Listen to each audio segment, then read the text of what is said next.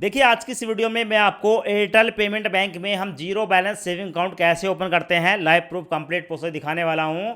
उससे पहले आप यहां पर देख सकते हैं एयरटेल पेमेंट बैंक में हमने अपना zero balance saving account open किया और यहां पर आप हमारा अकाउंट का बैलेंस देख सकते हो। 100 रुपये का बैलेंस हमारे बैंक खाते में है। साथ में यहाँ पर हमें एक डेबिट कार्ड मिला है। यहाँ पर आपको वर्चुअल कार्ड और फिजिकल कार्ड दोनों मिल जाते हैं और जिस कार्ड की मदद से आप यहाँ पर किसी को पैसे भेज सकते हैं, पैसे रिसीव कर सकते हैं, अपनी हिस्ट्री देख सकते हैं और ऑटोमेटिक पेमेंट सिस्टम यहाँ पर आप कर सकते हैं। और साथ में यहाँ पर आपको देखने को मिलेगा अगर आप यहाँ पर एयरटेल पेमेंट बैंक में अपना zero balance saving account open करते हैं तो आपको यहाँ पर मल्टीपल बेनिफिट देखने को मिलते हैं। जैसे क्या यहाँ पर आपको आपका जो ये डेबिट कार्ड होता है इस पर फ्लैट 50 रुपये का कैशबैक देखने को मिलता है और अगर आपको पर्सनल लोन की जरूरत है तो आप यहाँ पर 9 लाख रुपए तक का पर्सनल लोन भी ले सकते हैं। साथ में यहाँ पर देखने को मिलेगा यूपीआई कर सकते हैं। इसके साथ साथ यहाँ पर आप पैसे ट्रांसफर कर सकते हैं। डेबिट कार्ड यहाँ पर देखने को मिलेगा और जो भी आप यहाँ पर पेमेंट करेंगे उस पर आपको जो है कैश पॉइंट भी मिलता है और यहाँ पर आप ठीक है ईएमआई पर कोई भी प्रोडक्ट बाय कर सकते हैं। देखिए ये जो एयरटेल पेमेंट बैंक का जीरो बैलेंस सेविंग अकाउंट है मेरे को इसलिए भी अच्छा लगता है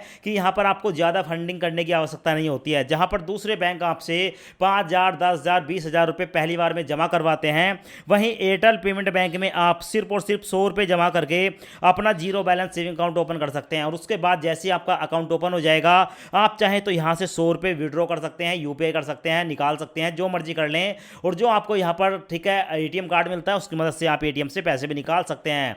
और साथ में इसका सबसे बड़ा बेनिफिट मेरे को एक और देखने को मिलता है, अगर हम दूसरे जीरो बैलेंस सेविंग अकाउंट की बात करेंगे तो उनकी जो ब्रांचें हैं जल्दी से आपको देखने को नहीं मिलती हैं।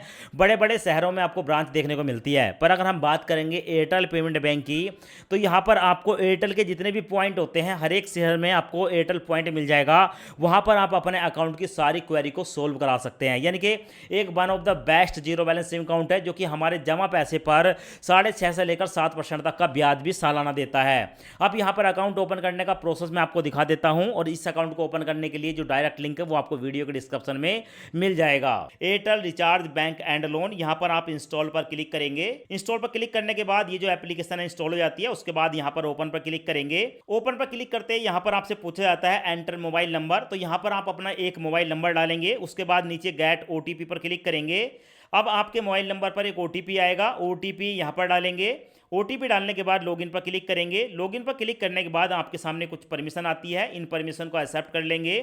परमिशन एक्सेप्ट होने के बाद आपके सामने कुछ इस तरह का इंटरफेस आता है। अब उसके बाद यहाँ पर एयरटेल की जो एप्लीकेशन है वो ओपन हो जाती है। नीचे आपको एक ऑप्शन देखने को मिलेगा मैनेज वाला ऑप्शन, इस मैनेज पर क्लिक करेंगे। मैनेज पर क्लिक करने के बाद आपके सामने कुछ इस तरह का इंटरफेस ओपन होता है। यहाँ पर आपको देखने को मिलता है यहाँ पर आप एयरटेल पेमेंट बैंक में ठीक है अपना अकाउंट ओपन करने के बाद 6.5% तक का रेट ऑफ इंटरेस्ट यानी कि ब्याज ले सकते हैं सेविंग अकाउंट पर। अकाउंट ओपन करने के लिए यहाँ पर देखने को मिलेगा ओपन अकाउंट, इस पर आप क्लिक करेंगे। अब उसके बाद आपके सामने ये वाला इंटरफेस आएगा। थोड़ा सा ऊपर स्क्रॉल करेंगे। स्क्रॉल करने के बाद यहां पर आपको देखने को मिलेगा एंटर डॉक्यूमेंट डिटेल। यहां पर आपको कोई डिटेल देनी होती है। सबसे पहले अपने पैन कार्ड का नंबर यहां पर डालेंगे। उसके बाद अपने आधार कार्ड का नंबर डालेंगे। इस चेकबॉक्स को सिलेक्ट करेंगे। तो इन तीनों फील्ड को मैं एक बार भर लेता हूं। फील्ड भरने के बाद नीचे देखने को मिलेगा ओपन अकाउंट नाउ, इस पर मैं क्लिक करूंगा। क्लिक करने के बाद हमारे सामने आता है कि यहाँ पर हमें अपनी एक सेल्फी कैप्चर करनी होगी। गेट स्टार्टेड पर क्लिक करूंगा और गेट स्टार्टेड पर क्लिक करने के बाद यहाँ पर अपनी एक सेल्फी कैप्चर करके अपलोड करूंगा।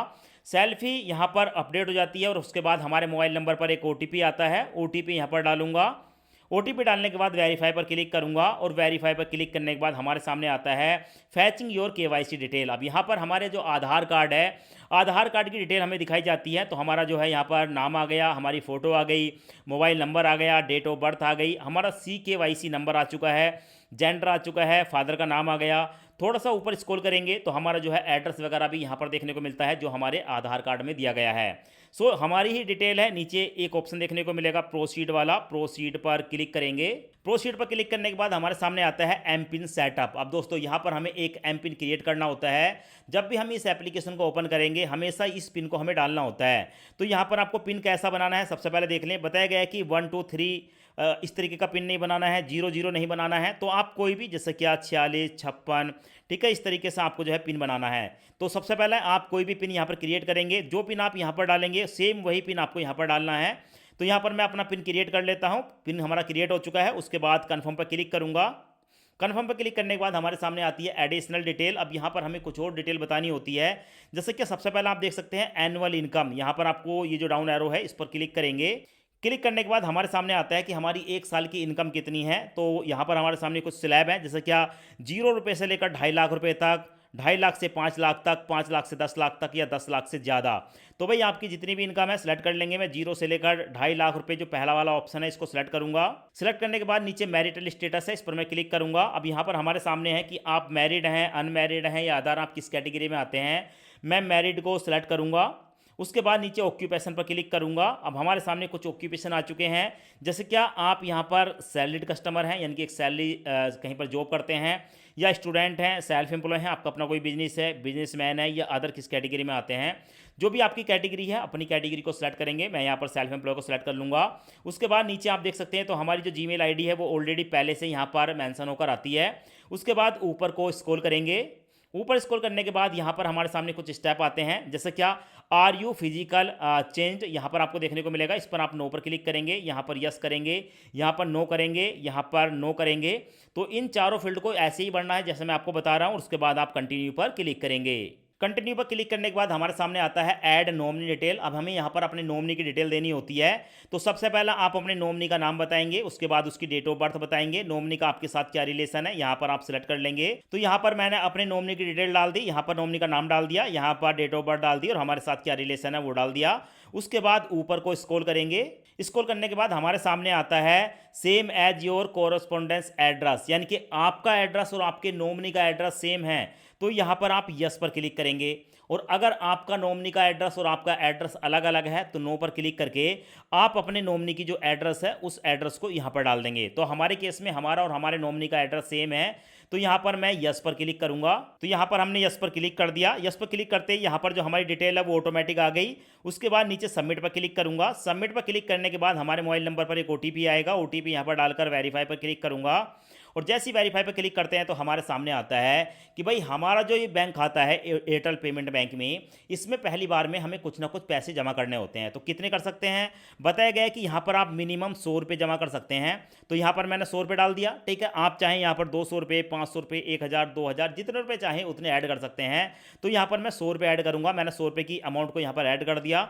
उसके बाद नीचे देखने को मिलेगा प्रोसीड वाला ऑप्शन। ठीक है, यहाँ पर प्रोसीड पर क्लिक करूँगा। प्रोसीड पर क्लिक करते ही हमारे सामने जो है यहाँ पर लिस्ट आ जाती है कि आप यहाँ पर पेमेंट कैसे करना चाहते हैं, यूपीआई से, गूगल पे, फ़ोन पे, अमेजोन पे। तो किसी एक ऑप्शन को सेलेक्ट करेंगे। तो यहाँ पर मैं फ़ोन पे को सिलेक्ट करूँगा क्योंकि मेरे मोबाइल के अंदर फ़ोन पे है। उसके बाद पे नाउ पर क्लिक करूँगा। पे नाउ पर क्लिक करते ही फ़ोन पे के अंदर जितने भी मेरे बैंक अकाउंट है उनकी लिस्ट आती है। तो यहाँ पर मैं एक बैंक को सिलेक्ट करूँगा। उसके बाद पे नाउ पर क्लिक करूँगा और जो भी मेरा सिक्योरिटी पासवर्ड है फ़ोन पे का वो पासवर्ड डालूंगा। और पासवर्ड डालने के बाद पे पर क्लिक करूँगा। और जैसे ही मैं पे पर क्लिक करता हूँ तो आप यहाँ पर देखेंगे पेमेंट हमारी जो है यहाँ पर कन्फर्म हो चुकी है और हमारी जो पेमेंट है वो वेरीफाई हो रही है। सो ऊपर देखेंगे प्रोसेसिंग पेमेंट है, उसके बाद वेरीफाई पेमेंट है और अकाउंट एक्टिवेशन प्रोग्रेस है। ठीक है, तो यहाँ पर देखने को मिलेगा अकाउंट जो है वो हमारा क्रिएट हो चुका है, यानी कि हमारा जो अकाउंट है एयरटेल पेमेंट बैंक के अंदर वो बन चुका है। सो उसके बाद यहाँ पर मैं होम पर क्लिक करूंगा। होम पर क्लिक करने के बाद यहाँ पर हमसे पूछा जाता है एंटर एम पिन। तो जो हमने एम पिन बनाया था वो एम पिन यहाँ पर मैं डालूंगा। एम पिन डालते ही यहाँ पर जो एयरटेल पेमेंट बैंक की तरफ से मोबाइल एप्लीकेशन है वो ओपन हो जाती है। ठीक है, उसके बाद मैनेज पर क्लिक करके आप यहाँ पर देख सकते हैं हमारा जो बैंक खाता है वो यहाँ पर देखने को मिलेगा। सो इस पर मैं एक बार क्लिक करूंगा। अब यहाँ पर आपको हमारा सेविंग अकाउंट देखने को मिल जाएगा। 100 रुपये इसमें जमा है जो कि अभी हमने जमा किए थे। इस पर एक बार टैप करेंगे। टैप करने के बाद यहाँ पर जो हमारा अकाउंट है वो देखने को मिल जाता है। तो हमारा जो बैलेंस 100 रुपये यहाँ पर आ चुका है। अब देखो नीचे आपको ना एक ऑप्शन देखने को मिलेगा डेबिट कार्ड वाला। ठीक है, ये जो डेबिट कार्ड है ना ये वर्चुअल डेबिट कार्ड है। ठीक है, पर दोस्तों ये जो वर्चुअल डेबिट कार्ड है इसको एक्टिवेट करना होता है। एक्टिवेट करने के लिए इस पर एक बार क्लिक करेंगे। क्लिक करने के बाद यहाँ पर हमारे सामने कुछ इस तरह का इंटरफेस आता है। अब यहाँ पर हमसे पूछा जाता है कि आपने जो एम पिन बनाया है वो एम पिन यहाँ पर डाल दें। तो यहाँ पर मैं एम पिन डालूंगा। डालने के बाद कंटिन्यू पर क्लिक करूंगा। इशू वर्चुअल कार्ड पर क्लिक करूंगा। उसके बाद दोस्तों आप यहाँ पर देख सकते हैं हमारा जो वर्चुअल कार्ड है वो हमारे सामने आ चुका है, यहाँ पर बन चुका है। वर्चुअल कार्ड के नंबर यहाँ पर देखने को मिलेंगे।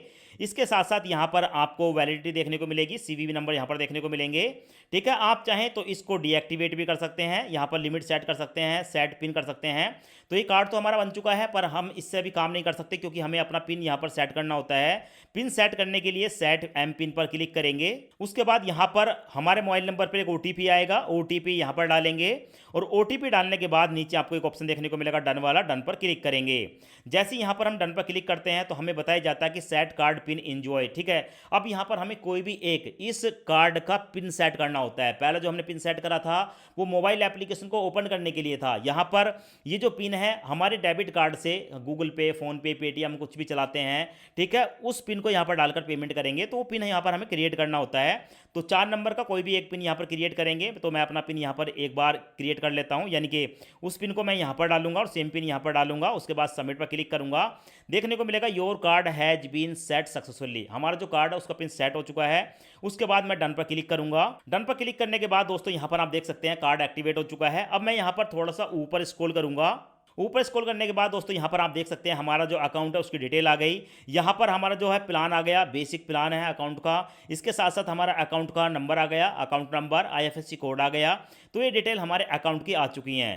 अब यहाँ पर पेमेंट कैसे करनी है, नीचे आपको एक ऑप्शन देखने को मिलेगा सेंड मनी। यहाँ पर हम इन ऑप्शन का यूज करके किसी को पेमेंट सेंड कर सकते हैं या मंगा सकते हैं। यहाँ पर मैं सेंड मनी पर क्लिक करूंगा।